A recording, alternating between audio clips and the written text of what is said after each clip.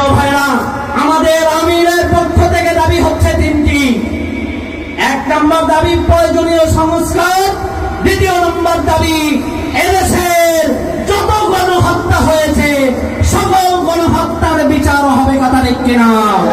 3 নম্বর দাবি এদেশে আগামীতে যদি নির্বাচন হয় সেই নির্বাচন হতে হবে পিয়ার পদ্ধতিতে, এর বিকল্প কোন পথ নাই, কথা ঠিক কিনা?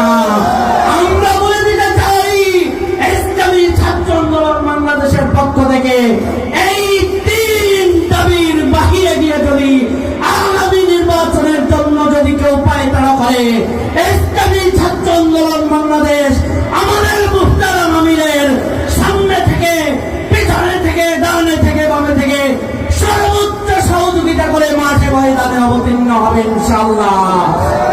এই প্রিয় ভাইরা আমার, আমি সর্বশেষ কথা বলে আমার বক্তব্য শেষ করছি।